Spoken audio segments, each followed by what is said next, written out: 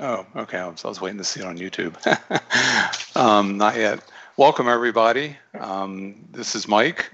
Thrilled to have Paul back on Mike's Master Classes. Welcome, He's been here everybody. since the very beginning. Done some great classes and great player.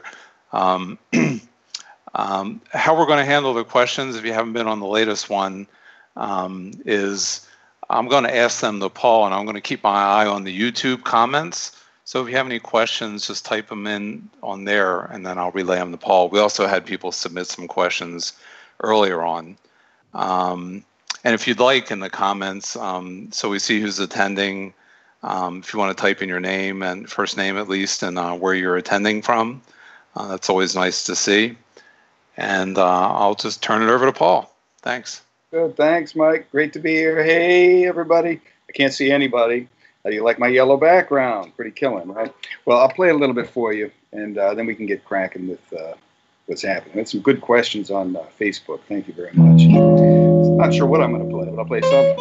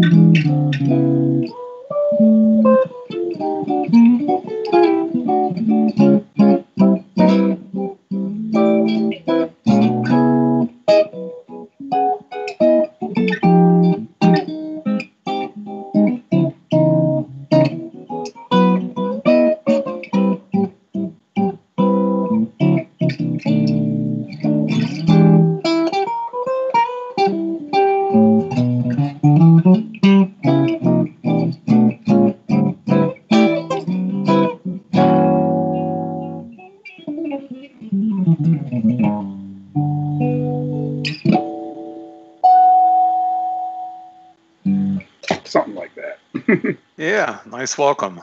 Thank you. Yeah, a little bit of Darn That Dream for a little bit. So, man, I mean, I had some good questions on Facebook, some stuff about technique, some ideas about how do you approach X, Y, and Z. So, Mike, what do you got, man? Well, there were some questions about right-hand technique, and I noticed, I don't know if it's relatively new or if you've been playing with your fingers, that fast, or is that relatively new? You playing with fingers as opposed to just the pick, or you've been doing that for a long time? Well, I've always played with fingers to some extent. Right.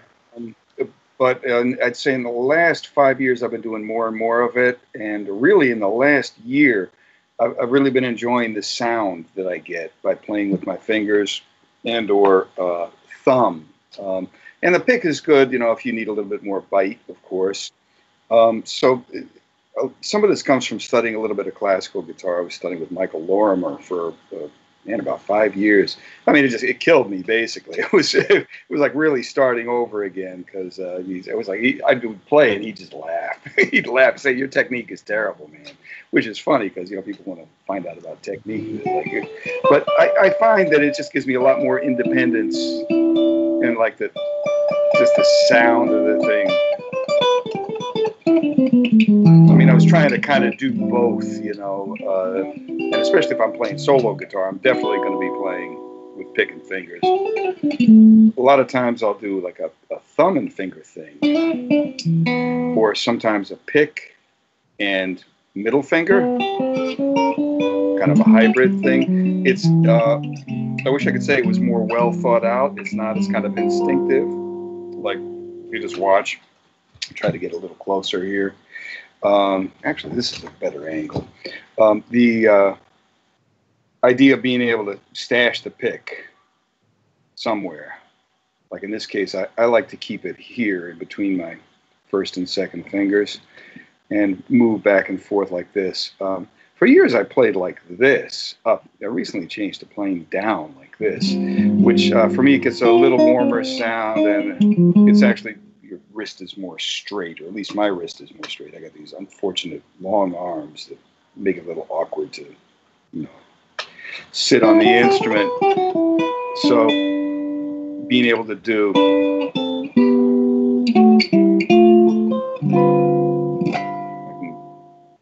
if I want to, that's all just I, of course, all index.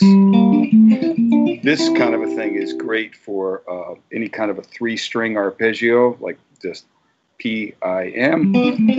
But of course, you could also do, you know, this thing here. So that's one thing. So let me just, since the question is about you know, right hand stuff, let me talk a little bit about that. What I found to be useful. I will tell you right off the bat that it's really been a struggle for me to try and figure out what is best for my right hand. So a lot of the stuff, especially if you ever listen to any of those earlier Joey DeFrancesco records, a lot of that stuff is actually left hand, like a combination of left hand and right hand. I mean, sound-wise, this doesn't really do it for me. It's just doesn't have any variety at all. I would much rather hear, which is got some left hand involved, some slurs into the downbeats.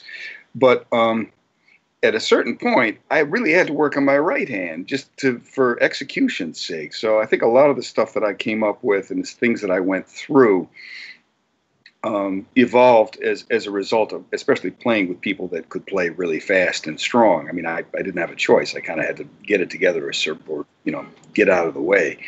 And I wasn't going to get out of the way, so, you know, try to get it together a little bit. Anyway, so I went through many different configurations of how to hold the pick. Is the wrist off? Am I picking up? Am I picking down? Am I going all the way over here? And I get a lot of students that some of them have the same dilemma. They're like, I can't figure out what to do with the right hand.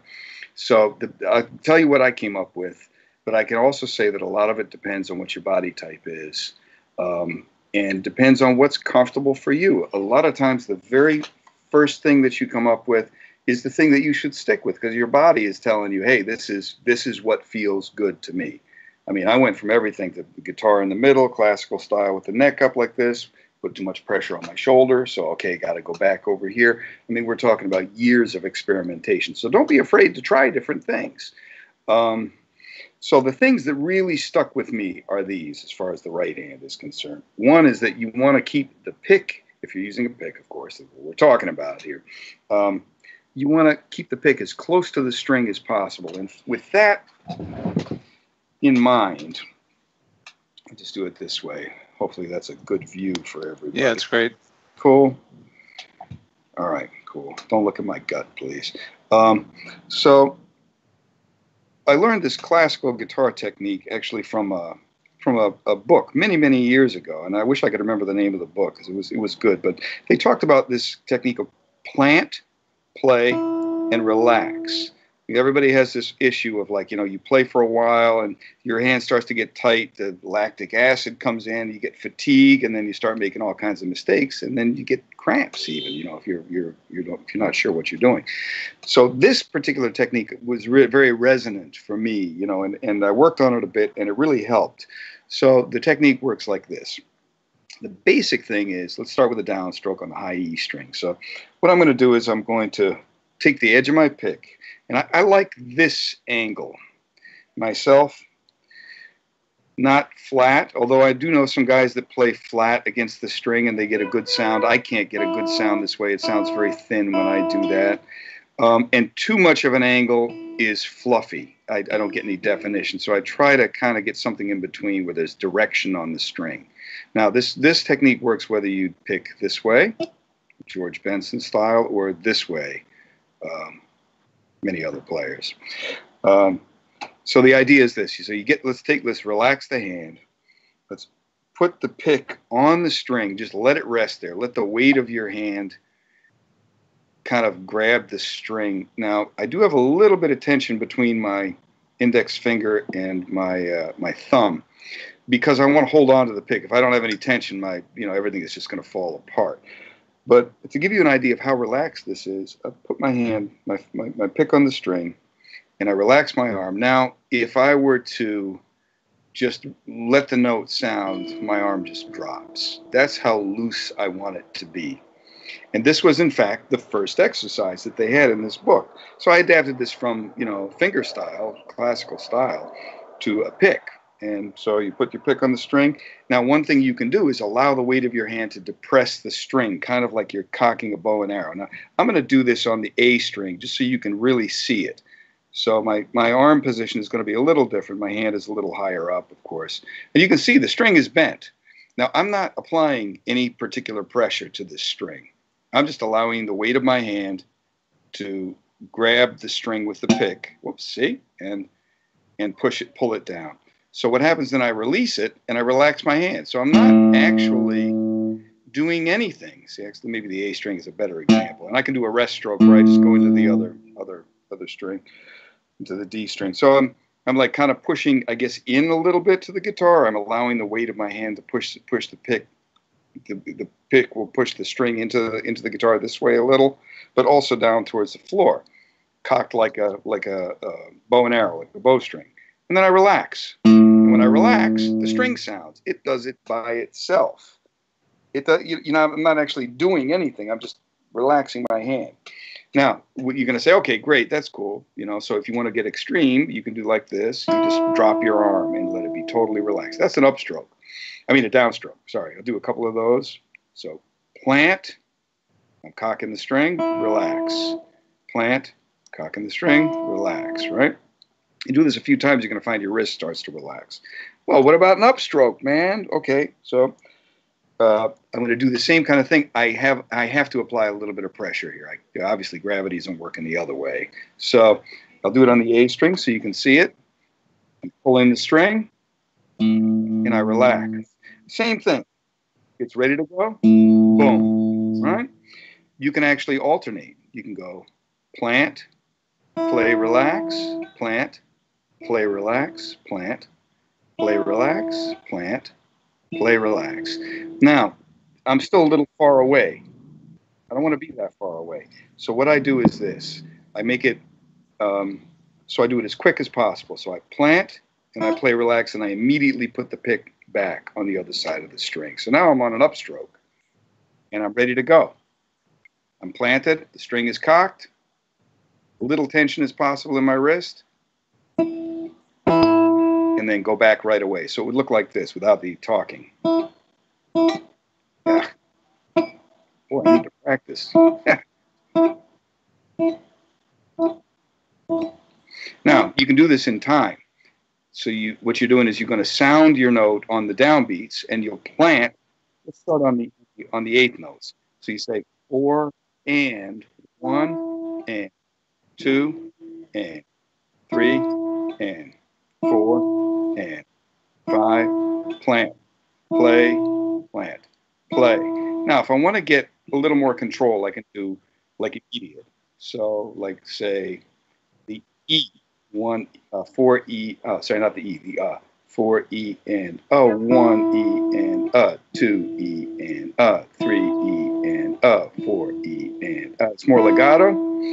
I said more immediate. If I want it more immediate, I do want it on the E. 4 and 1 E, sorry, 1 E and 2 E and a 3 E and a 4 E and.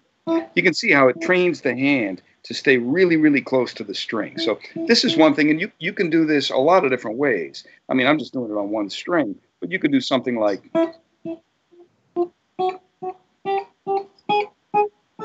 And it sounds weird because, you know, you're getting this very staccato kind of bitey sound. But you can see what it does with the hand is that it allows the hand to relax in between strokes. You could do all down, all up. So go to the B string and do the same thing. You could do it more in rhythm. 2 and 1 and 2 and 3. And I'm getting a little bit of a tick. That's okay. I just want to know I'm making contact with the string.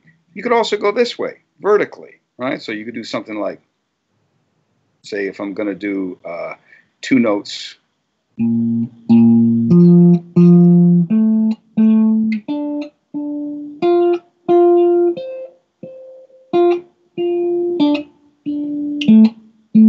And it's kind of like preparing, you know, you're preparing your hand to get where it needs to be. Now you got to do this slow when you start doing it, otherwise you'll just be fumbling around like I was a minute ago. But that's one thing. Now there are some other things that are probably a little more labor intensive that I spent some time with. I mean, honestly, I did a lot of different stuff. So the ones I'm going to show you guys right now are sort of like more what I found to be useful over the years, things that I still do to this day. So I've got this one, I call it 4-3-2-1.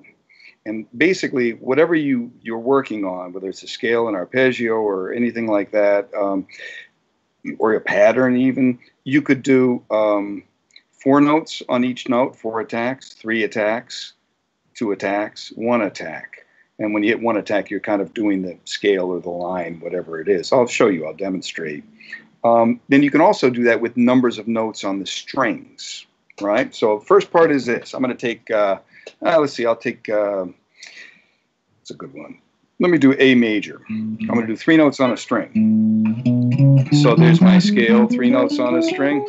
Let me get over here where you guys can see the, oh, there we go. Yeah. Now this is alternate picking. Okay, that's just, you know, basically 1 attack per string. But I could do this. This is 4.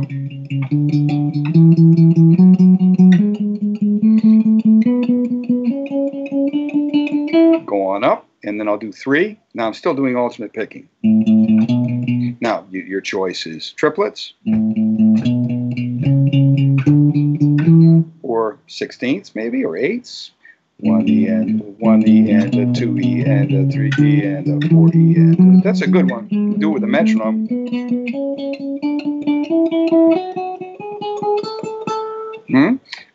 Then 2. Still alternating. And then 1. All down.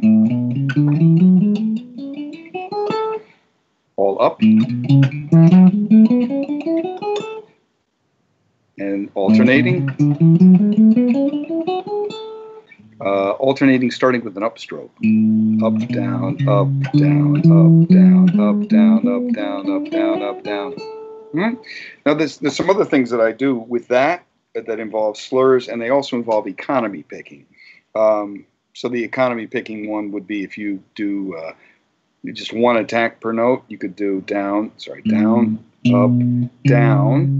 Then you're on your A string, down, up, down. You're on your D string, down, up, down. You just basically go directly to the next string. Now, when I get here, I want to go back the same way. So I'll do up, down, up, down, up, down, up, down, up, down, up, down. And this is a kind of a regimen that I do, especially if I know I need to practice, or if I've been playing a lot and my hands are getting tired and I feel like I need to give them a boost. I'll do this particular exercise. I do incorporate slurs with this exercise. So I'll do, for example, 1 picking attack, followed by 2 slurs, and then next string, same thing. So this is not really about the right hand, except, you you know, it's, you can incorporate the left hand, which kind of gives you a little bit of a relief, basically. Then I'll do down, down, up, down, down, up, down, down, up, down, down, up, down. I'm sorry, down, up, down. What am I saying, man? It's a long day already. Pick, pick, slur, pick, pick, slur, pick, pick, slur, pick, pick, slur, pick, pick, slur. And you go back, same way, and then I can do, of course, pick, slur, pick. That one's kind of good for triplets.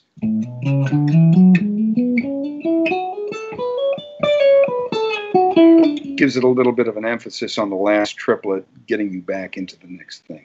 All right, so if I do the same thing, this other idea of 4, 3, 2, 1, I'll take 4 notes on a string. So now this is more pattern oriented and a lot less sort of scalar or quote unquote musically oriented. So like maybe these 4 notes from C, just chromatic, 1, 2, 3, 4. And then I'll go to E, same thing, and then I'll go to G sharp on the D string, same thing. And I'm doing alternate because it's 4 notes. That's a good way to do it.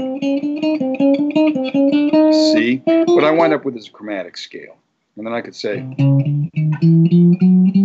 now what happens if I go up a half step here from this G, the G sharp, and I go down the same way. So it's still 4 notes on a string, down, up, down, up, down, up, down, up. Now I have a nice rhythmic loop in a way.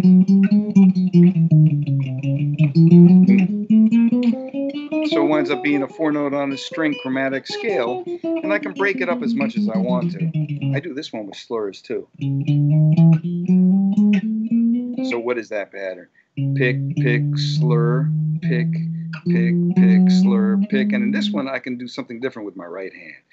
Pick, pick, slur, down into the next string. Down, pick, pick, pick, pick, slur, pick, down into the next string. Pick, pick, slur, pick, pick, pick, slur, pick, pick, pick, slur, pick, pick, pick, slur, pick. And then the same thing going backwards. So pick, pick, slur, pick. Now here, I guess I should use an upstroke. I haven't really thought about it that much. I just go with whatever happens, but if I did,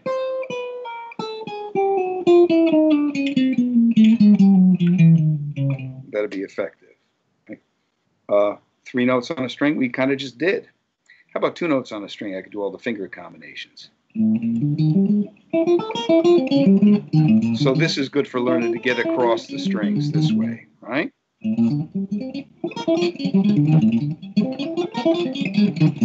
Or, and of course it works the left hand.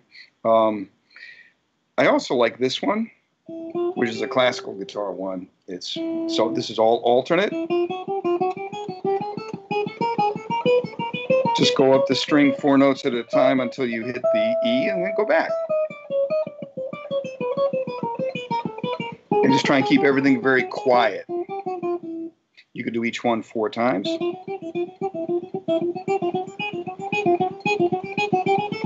And if you do it on all 6 strings, that's a really good workout right there for the right hand, for the connection. You could also do the same thing with arpeggios. I like this one.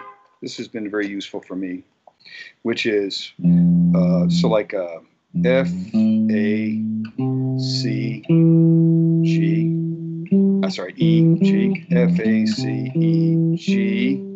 Now I'm going to make it a major 7. So it'll be B flat, D, F, A. So it's kind of an F major 9.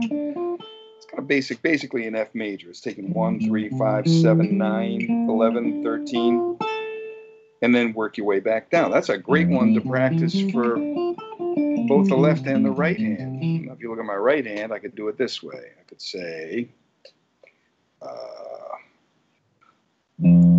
so alternate. That's good. I could also do like sort of a slur bass. So pick, and am I slurring while you can see my pick is right in the string. And then going back, same way, up, up, up, slur, up, slur.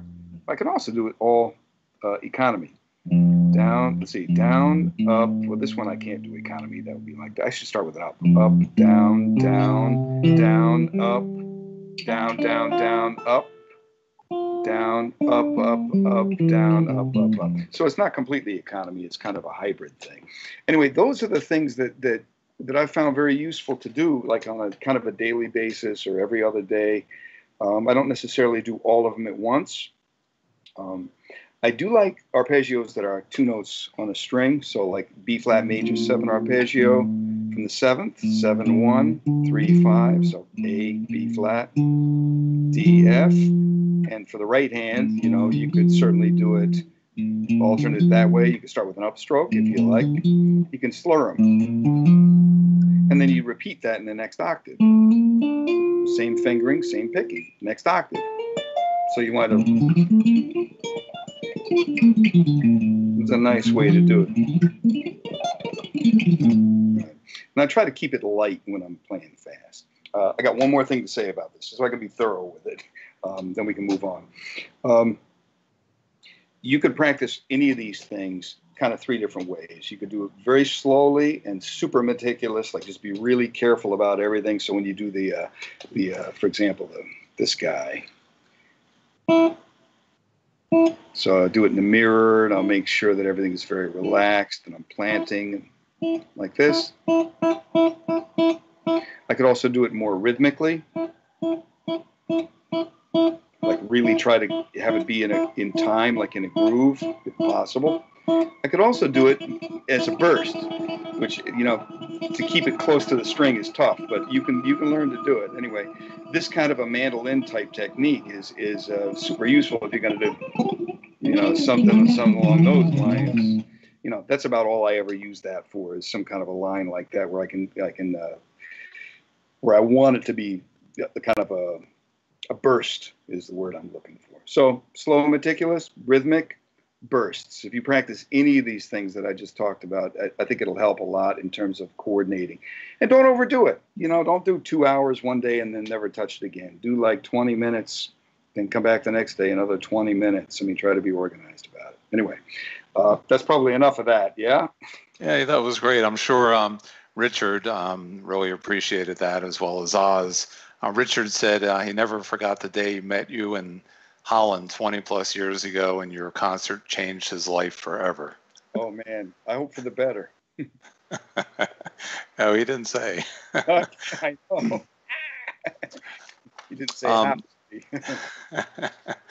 Pat asks if you're playing on an extended vamp and you want to go outside, what are some of the techniques you find yourself using?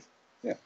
Well, basically, okay, I kind of think of it a couple of different ways. For sure, and I did see Pat's question on Facebook.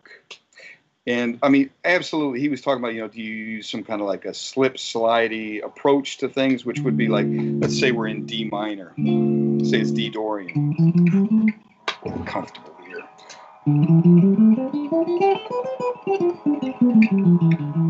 So, is he in the right key? He's in A, I guess that's okay. So he's talking about doing something like,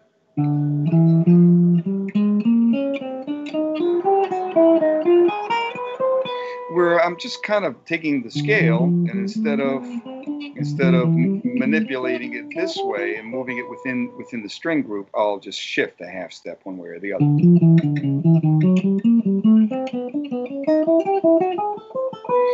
That kind of a pattern works really, really well.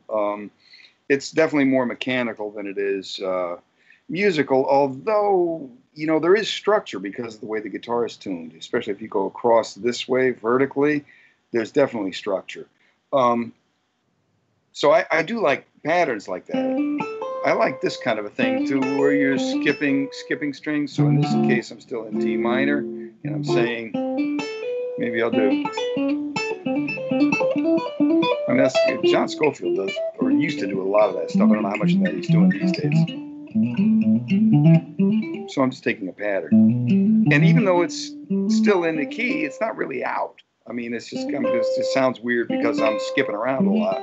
Patterns like this.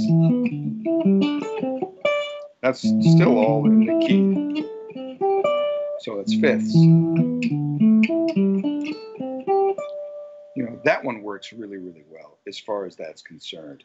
Chromaticism works really, really well. So you target some of these things. So it's not as out as it sounds. You know, in other words, you're being a little cautious about it. You're not just playing anything. Now,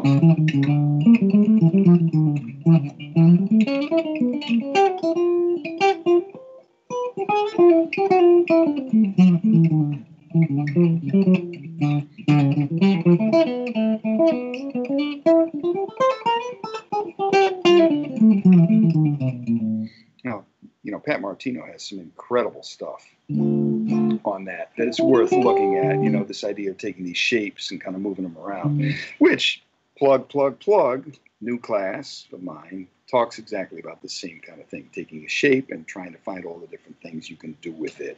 So like this, for example, you know, that's really in the shape. I could use chromaticism.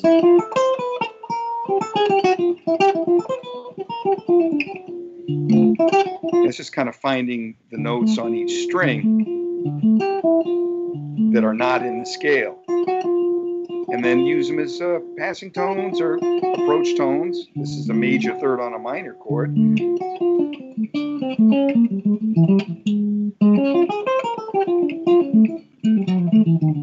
So how I looked at that, it's like a D flat major 7 over D. Doesn't fit on D minor, but you know, kind of moving around this way from place to place, but always landing within the key, right? I like these kind of patterns too, these kind of cross-stringy fourth things. You know, it sounds out, but it's just because it's not really bebop language. It's kind of more like, I don't know, guitar language. So what is that? Still key of D minor. So I'm going up in fourths. Good for the picking too. You can do whatever you like with it, all down or, you know, alternate is cool. So A, D, G, and then I'm completing the octave with an A here. And then I'll go to the next string and I'll do the same thing. And then the next string, the fingering's a little different because I want to keep the fourths the same.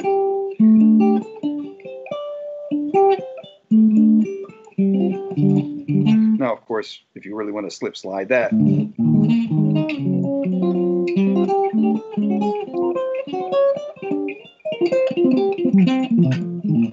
now all that is me taking this pattern, which right now I'm playing in the key and I'm trying to keep the same structure, and I'm moving it.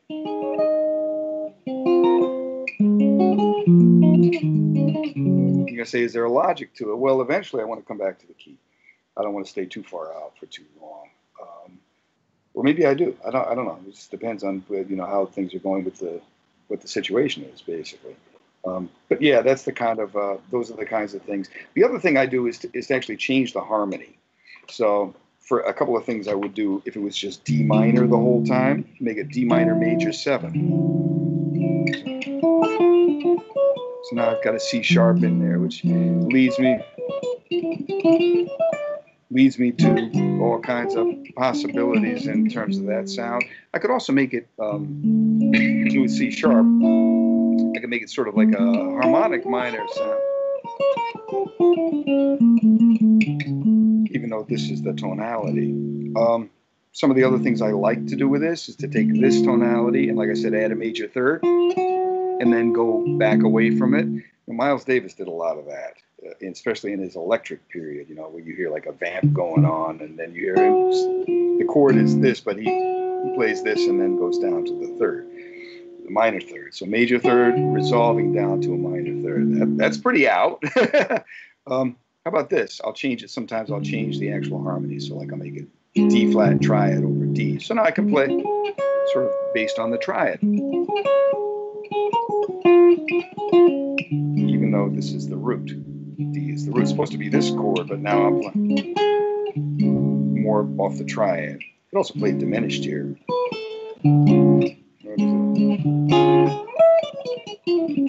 This kind of a sound.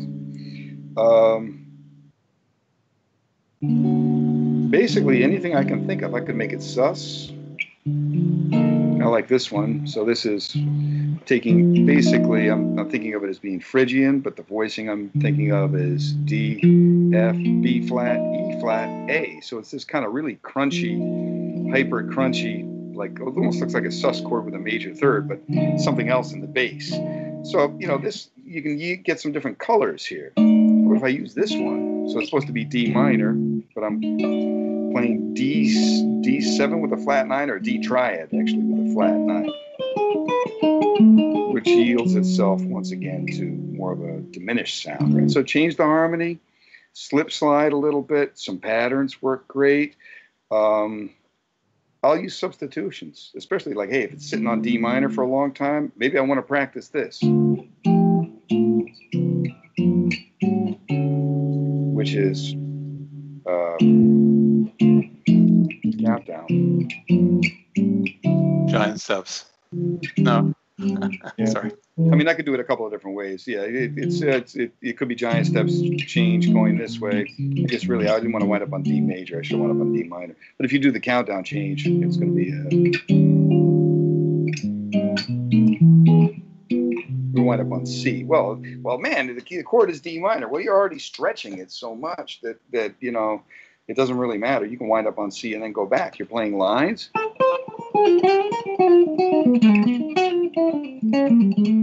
Who knows? You know, if I do it slow.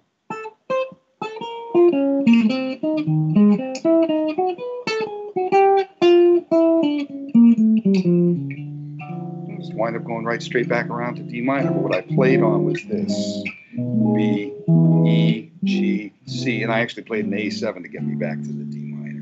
So all that is possible. And the way to practice this stuff, I think, is you just take one at a time. I mean, you know, you pick one that you like. Oh, I like that pattern thing he did, or wow, let me try those countdown changes on there, John Coltrane's countdown, and just see if I can do it. And then you'll find out, well, what do you need to practice? You try it on a gig, and you know, like it's a good idea to spend some time at home working it out, and then try to plug it in. Don't be afraid to take chances. And you can always go back home. That's the thing, is you can always come back to the key if it's modal. Hopefully that's something that's helpful for you. Yeah, it's nice. I like the just changing the harmony idea and playing over, you know, like a major seventh instead of a minor seventh. Harvey heard you in France a few years ago with Tony Monaco. Oh yeah, yeah. And he was impressed by your soloing and harmonics. Cool. So he's asking any tips about working on that technique. Yeah, absolutely. Okay.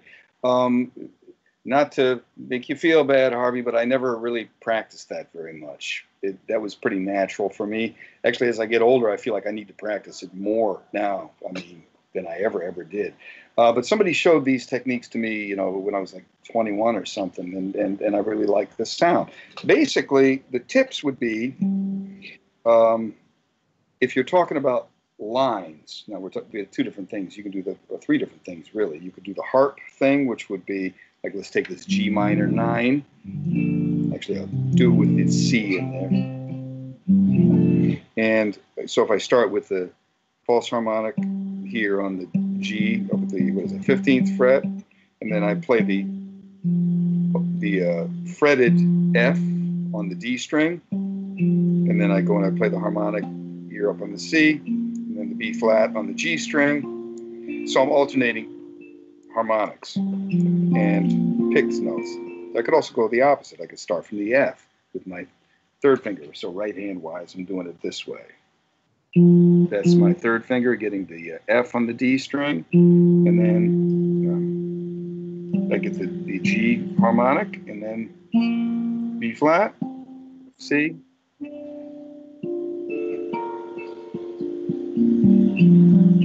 So, I mean, just doing this pattern a little bit is a very good practice, just in terms of trying to get a feel for the thing, right?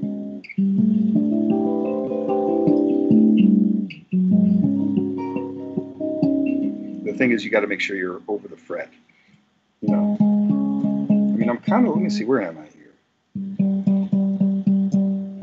Yeah, I'm kind of like, I suppose, where I'm touching it, like this being the C at the 15th fret.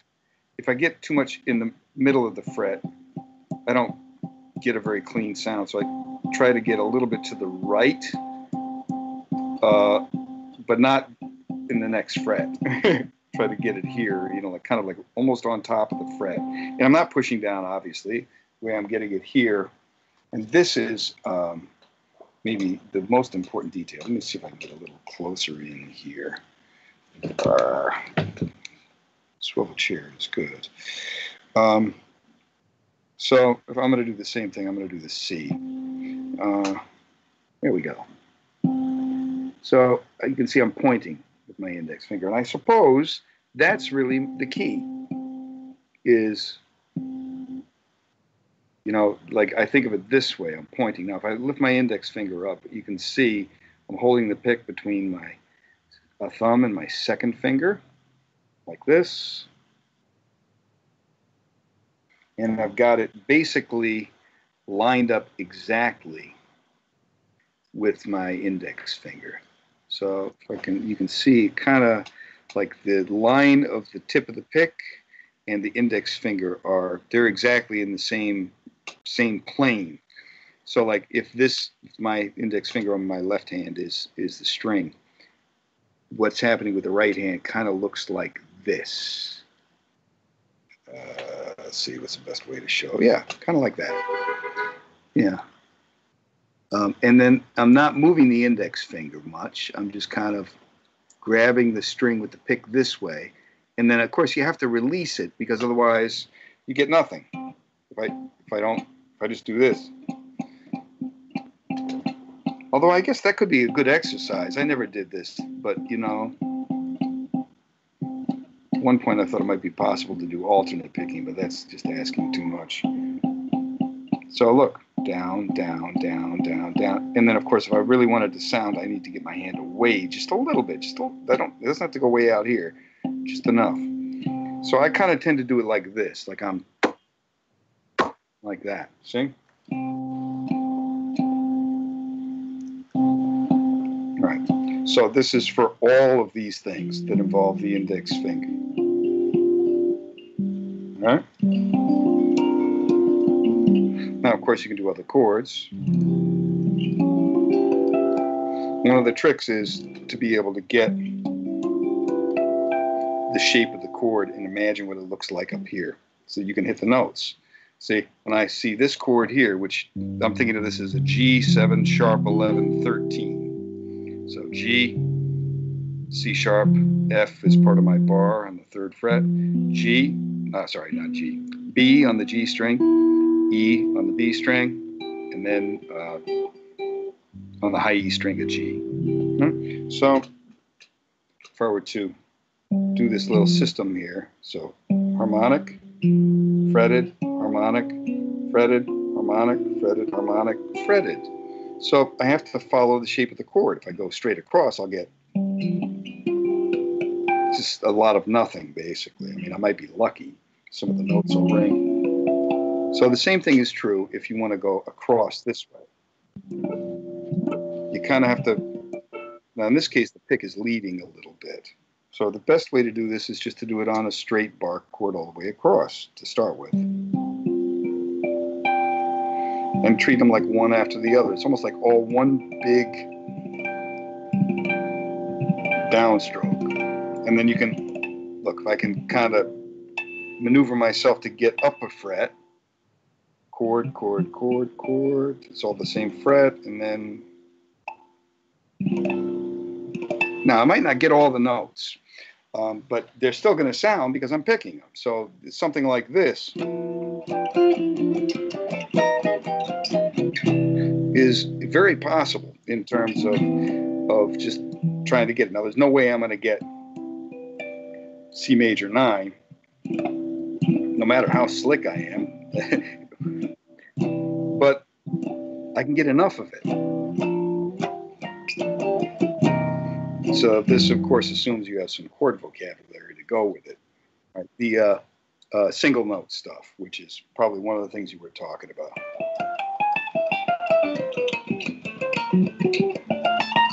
So this stuff, I'm basically taking this idea of, I like to think of it as popping the note. So I'm just taking this format and grabbing the note here. I get my finger down on the node, so to speak, without pressing, just touch the string lightly, and then at the same time pick it and get off and go to the next one.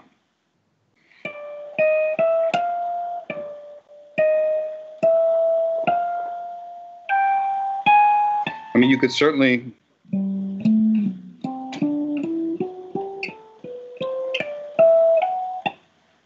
what is it? Now, the funny thing is, when I'm doing this, and I'll do a little bit more of it just so you can get the idea. I'm actually not thinking about the left hand. I'm actually kind of looking visually at the notes that my left hand is playing, but up here in the upper part of the neck. In other words, the little guitar. That's of course the same notes an octave above. So if I did, for example, not G Dorian, just I'll take a scale. So if I did 3 notes on a string, I have to know that with the left hand, I'm going to be doing 3 notes on a string, right? And then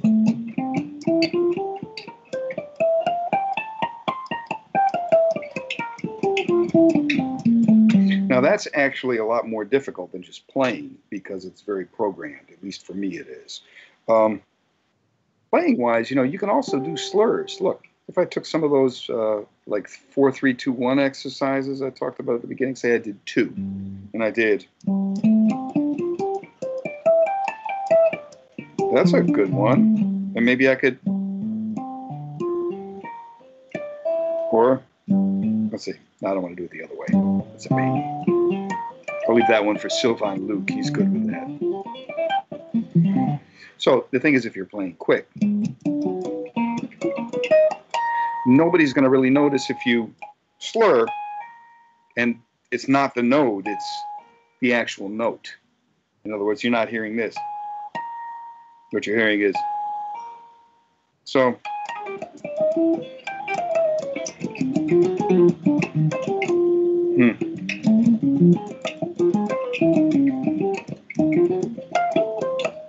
All right. That's something I'd want to practice because that's hard to do. There's a lot involved. The only other tip I would say about this, you could try it, try some patterns, try some slurs, break it up in between the harp thing, the chord thing, and the single note thing. And just make sure that your volume is up a little bit and that your treble is completely open so you're getting the brightest sound that you can get, because it'll get buried. And if the band is playing too loud, forget it. You won't be able to do it. They have to be able to. You have to have some sonic space to make it come across. So I hope that's a good little primer anyway. Something. That was great. I haven't heard Donna Lee before in harmonics. So yeah, me either. I'm not sure you have heard it yet. Oz, who's attending from Malaysia, what's up?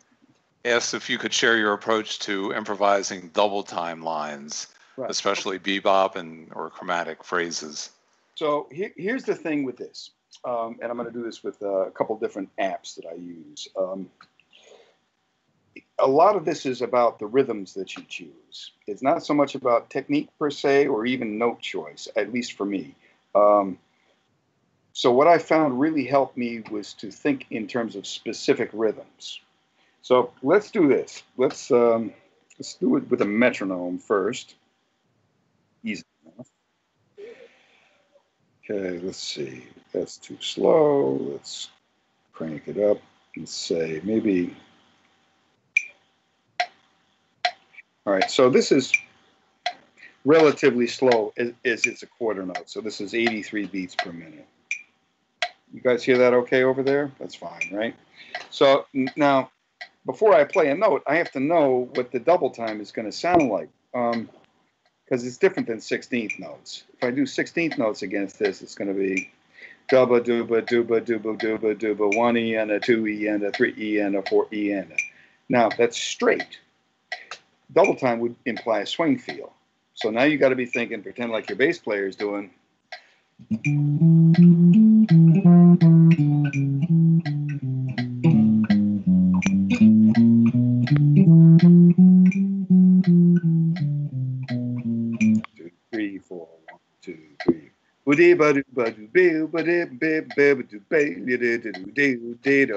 This is the kind of rhythmic language that you want to try to introduce before anything. You don't even worry about notes, what key or anything like that. If you want to get better at doing this, you can see I'm doing it relatively slow, just for the sake of control.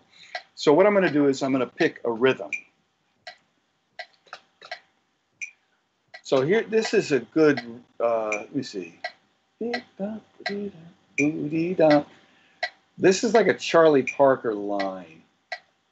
So the rhythm is, if I'm saying that, let's say this is the, I'm going to go double time on this. So bear with me. This will work as if you were actually playing the double tempo if you want. And then we'll speed it up. But the lick is this. 3, 4. You hear this all the time. Let's see.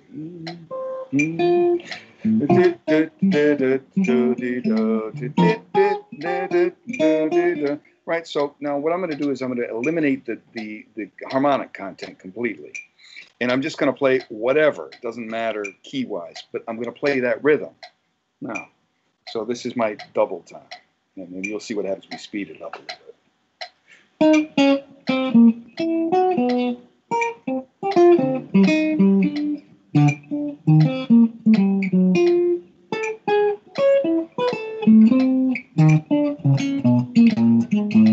Well, you can see it's very rhythmic. It's got a lot of kind of groove to it, just because I'm trying to be relaxed with it and accurate and make it feel good. Now, the tempo, this is the actual slow tempo.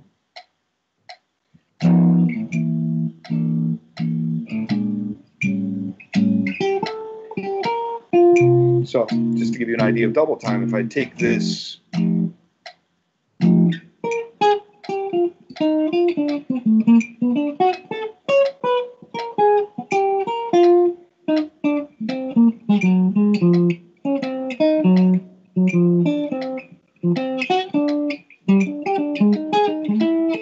now I'm starting to mess around with it a little bit, take little bits and pieces, repeat them a few times once I get comfortable with it. But this is at a slow tempo. What happens if I take that same thing and I crank it up? So let's say we're doing 1, 2, 3.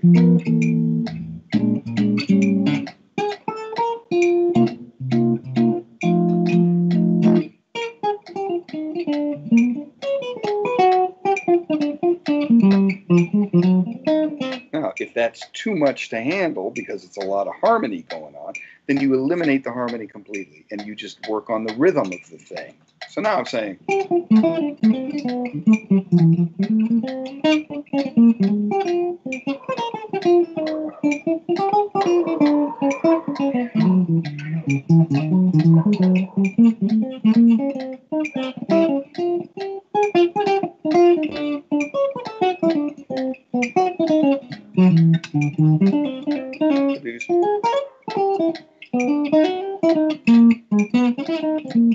Now that gives you a rhythmic framework to work with. And that's a lot more useful than just trying to shoehorn any old thing into a bunch of harmony fast. That's difficult to do it that way. I mean, Dizzy Gillespie is the one who said he always thinks of rhythm first and then fills in the notes afterwards. So that would be one suggestion. And I like this app too. This is, I don't know if you guys ever use Drum Genius. Let's see. It's, bear with me. I don't know if you can see. It's this green Scully looking guy down there at the bottom. Yeah. Second row. Drum Genius. And let's see if I open it up quick. Okay, didn't do it quick enough. But they've got all kinds of drum grooves on here that this guy designed, and it's pretty killing. So, like, I'll do this. Let's see. So, this is supposedly Adam Nussbaum. It's not really him. It's somebody transcribed what he played and put it into a sampler. But it's not a bad sound. Feels good. So now I'll take this groove and I'll practice double time over it. Here's a good tip for you. Aside from the rhythmic one, try some finger limits. So check this out. If I take this groove and I say, okay, just the index finger, I'm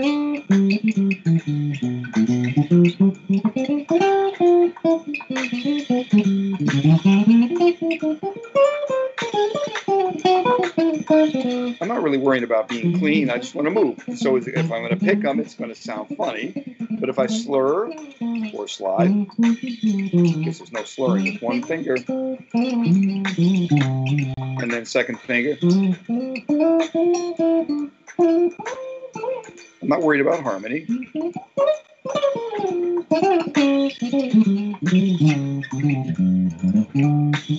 Now I have a rhythm.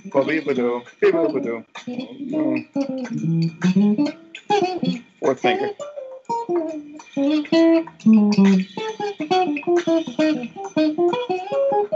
That's anything. I'm just trying to get the groove of the thing with the fingers. Two fingers. Still the same tempo.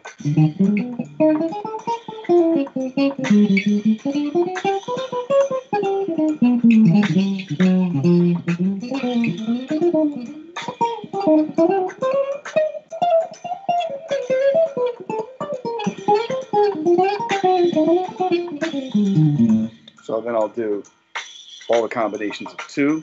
That's three. All the combinations of two fingers. 3 and 4. This is a tough one. 2 and 4 is easier. 1 and 4. Then I'll do 3 fingers. It's actually a very good idea to practice this kind of a thing with your pinky like this. You say, well, that puts the pinky out of commission. Why would I do that? Because these 3 fingers are a lot more even in length, and it's easier to keep them close to the strings. When you introduce the pinky, all of a sudden it can be an issue because it's so much shorter for most people. Especially if you're playing like this and then you have to reach with the pinky, then that could be problematic. And some great guitar players play with only 3 fingers, so it's worth your time to practice that. Learn some solos. There's some great solos, especially by Freddie Hubbard, where he plays some just unbelievable double time. I think You're My Everything is one of them. Certainly Fee Fi Fo Fum, which is the Wayne Shorter thing from, I think it's from Speak No Evil. Witch Hunt, all have great solos. So that's a lot of material, I know. So you pick what you like and you monkey with it until you feel like you can do it. I hope that helps, Oz. That's cool. I'll speak for him, yes. Okay.